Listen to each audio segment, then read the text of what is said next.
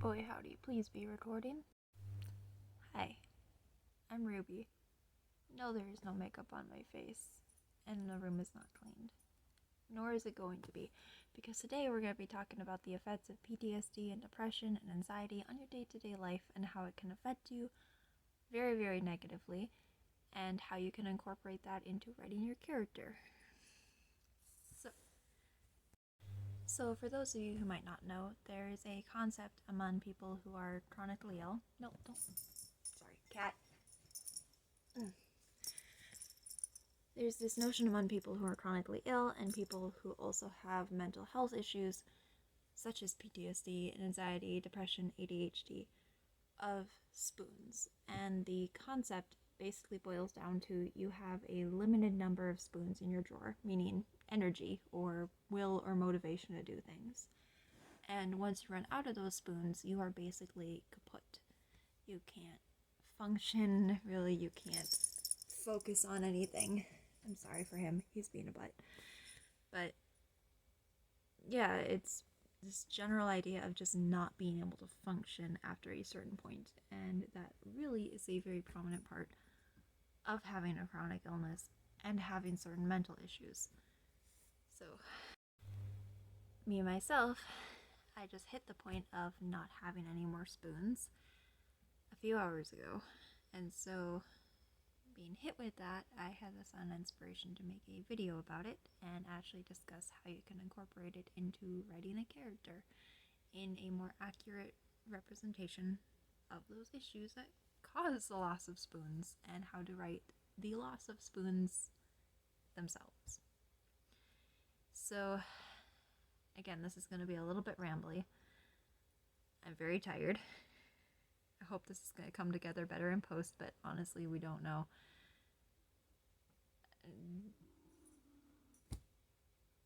Yeah, that's basically the mood. Yeah, hi Freya. Both of my cats are in here with me right now, so apologies if they're being little dorks and getting in the way of letting me do things. But anyway, this is unprofessional. I am so sorry. But the basic concept is fatigue is one that I really struggle with in terms of the loss of spoons. For me, because as a disclaimer, I do have depression, anxiety, PTSD, CPTSD, and a chronic illness. So, a lot kind of compiled right on in me. And for me, the way that I feel it is throughout the day, and so I'm taking the basis of a good day, meaning I start out with a lot of spoons to begin with. Throughout the day, it kind of whittles it down, and every little thing takes spoons. Washing the dishes takes a spoon. Cleaning the house in general, like tidying up, takes a spoon. Helping proofread my fiance's homework takes a spoon. Just going out in public and having to go run errands, do shopping, that takes about 12 spoons. And if I start out 20 spoons, I'm down pretty far at this point, and that's when I start to feel tired. I start to feel a little bit headachy, stressed out, starting to feel like I need to just curl up under the blankets and take a nap for ever. Pretty much ever. And certain things can help get you a spoon back, like things you enjoy. Like for me, playing piano helps me get a spoon back, where after I play piano, I feel a little bit more energized, a little calmer, and a little bit more like I can focus and actually do other tasks. Taking a hot shower helps get spoons back. So when you're writing it into your character, it's very important to pay attention to them. If you're writing a long thread or a long story, make sure that you're putting in the effects of them losing their spoons, getting them more progressively tired, more progressively overwhelmed, more progressively just overall done with things. And then it's also very important to write in things that they like, to help give them those spoons back. Like I mentioned, piano and showers, whatever your character enjoys. If your character's artsy, maybe they like doing a drawing, and that helps give them spoons back, and then that helps them focus and do more tasks during the day. Or if they like napping, or they like going for a run, or doing housework, cooking, pretty much anything. Anything that your character really enjoys, you can tie it back in. But one thing to remember, doing things you enjoy does not always give you a spoon back. It helps, and it helps you come down from that very, very tired, fatigued, stressed out state. But it doesn't always necessarily work, so it's very important to not have it work every single time, because some days you are just literally done. Because once you hit those spoons, it doesn't matter what you do afterwards, how many things you do that you really enjoy, you are done. Like, for instance, that's the day, like, that is the kind of day that it is for me today, where I had to go out and run errands and go shopping and doctor appointments and all that fun stuff. And so for me, I am now fully out of spoons, and I even took a shower. I was playing with the cats, and I feel no better. So that is just something to very importantly keep in mind, that your character is going to have off days like that, and it's important to integrate them into the characteristics of someone who does suffer from mental health issues or chronic illness or both. And the other thing I want to talk about is this thing called executive dysfunction. Now, I'm not at all a professional, like a mental health professional at all, and so some of the information here should be taken with a grain of salt.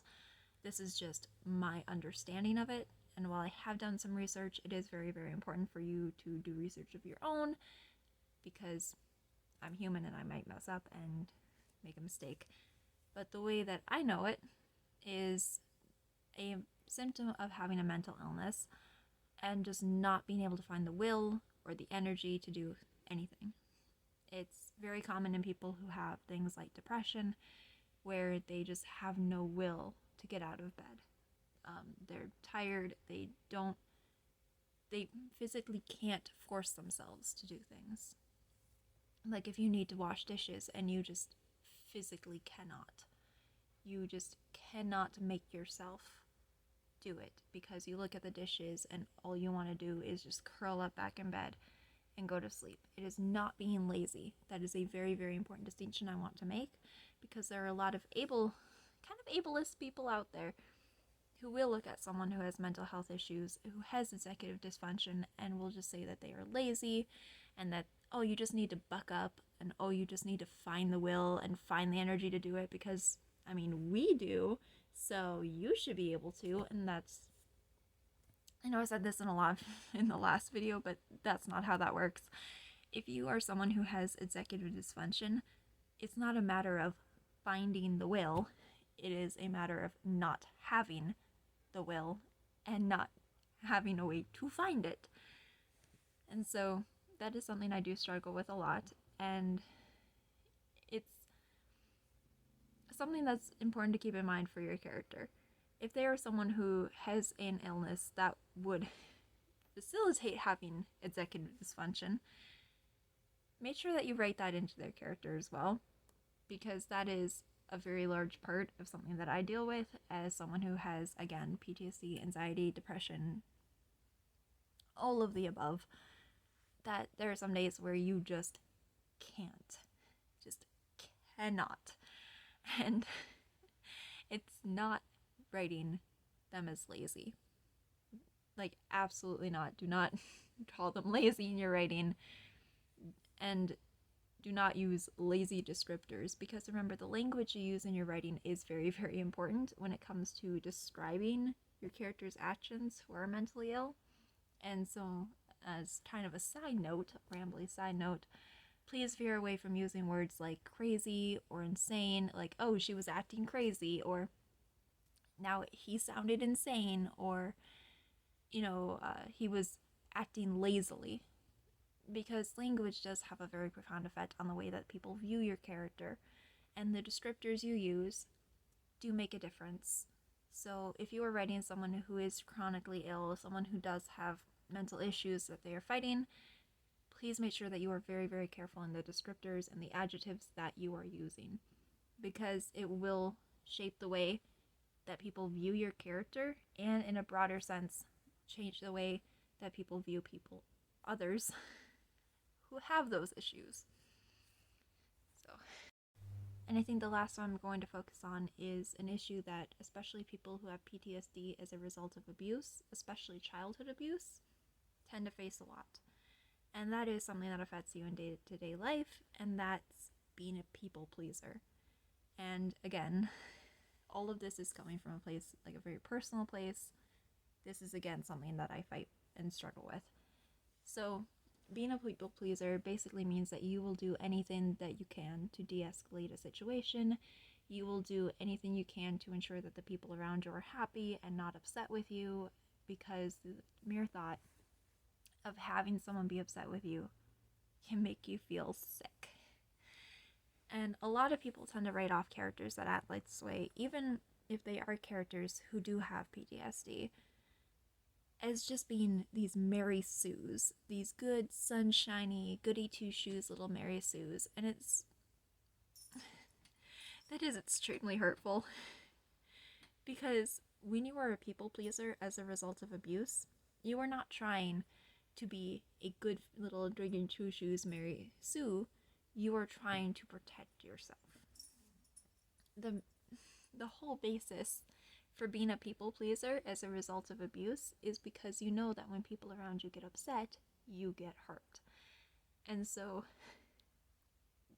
narrowing it down into this tiny little column of archetype of a character like that is really harmful. It is not at all helpful.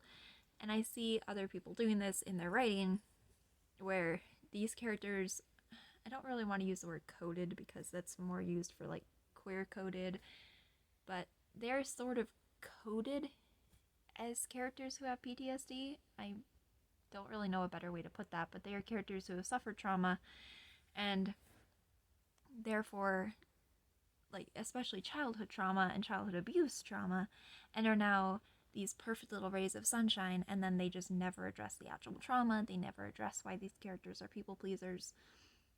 And that does a little bit to hurt the image of people who have PTSD, because then others don't really understand why they're going out of their way to ensure that everyone around them is calm and happy. And like, for me personally, I can't handle it when anyone is upset with me. I will break down and I will cry. And if anyone is yelling near me, like, having anyone yell even in my vicinity, even if it is not directed at me, makes me all shaky, makes me feel like I'm going to be sick. It is something that severely affects you, and it is something that you tend to turn into a doormat, basically. You tend to let people walk over you just for the sake of keeping them happy. And if you're going to write a character who has suffered childhood trauma, and they take the route, because a lot of people deal with trauma differently. Not everyone who suffers childhood abuse is going to become a people pleaser. But for characters that do, please ensure that you address the main cause behind it. Please make sure that in your writing, while it does not have to be explicitly stated, make sure that you at least hint at the fact that that is the direct cause of why they are a people pleaser. That they're not just, a perfect little ray of sunshine just because. And there's nothing wrong with characters that are like that, but it tends to, as again, lump them into these categories of Mary Sue's that, they went through trauma and they totally bounced back from it and they're totally okay now and they're just little flowers. No. There is a root cause behind it, and it's important to address that in your writing of that character, even if it's hinted at, even if it's just passing remarks, even if it's just writing how they tense up if people yell around them, even if it's just, hinting at the fact that they tend to get nervous when people are angry around them. Even if it can be as minute as that. But being a people pleaser can also affect you in a lot of different ways. Like in a job, for instance, you will take on a lot more of a load than you probably should because you don't want to upset your boss. In a relationship, you will let people tend to mistreat you, whether it's a familial relationship, a romantic relationship. One second, my cat's digging in the garbage. Sorry, I had to break his heart and kick him out of the room. But as I was saying, in familiar relationships, in professional relationships, in friendships, you tend to take the brunt of things a lot because you don't have the voice to speak up for yourself, because you have the feeling and the belief that if you do, it will make people around you upset and they will lash back out at you. Because for people who have suffered childhood abuse, that tends to be their reality, is they grew up learning, and I use that harsh, like, with the quotes, because you don't learn. That was not a good lesson to learn. That was a horrible, horrible thing to learn. But you learn that people around you are basically treading this really thin line between, treating you really well and treating like absolute garbage. And it's up to you to walk this really, really thin line so that they don't tip over to the garbage side, even though they are garbage people. Sorry, that was personal and harsh, but the point still stands. And it's just...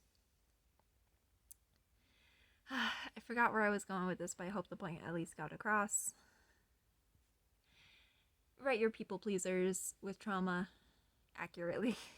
Write people with PTSD accurately. That's the whole point of this channel, is rambly and low-key ways to tell you how to, like, as a person who suffers from these kind of things, to give you pointers on how to more accurately portray people who have mental illnesses, to help destroy the stigma around them and help destroy the ableist bubble around them.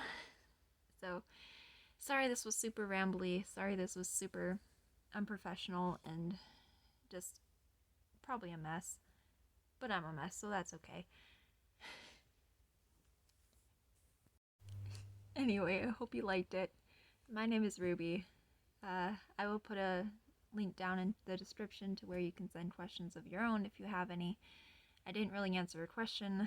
This was just stuff that was on my mind, but if you have anything that you definitely want to ask, you're more than free to ask it. Again, sorry this is a rough video. I am so tired. But I wanted to get this out here, so I hope you all have an absolutely amazing day, night, wherever you happen to be. And I hope you take care, stay safe, and have an absolutely amazing time. Love y'all.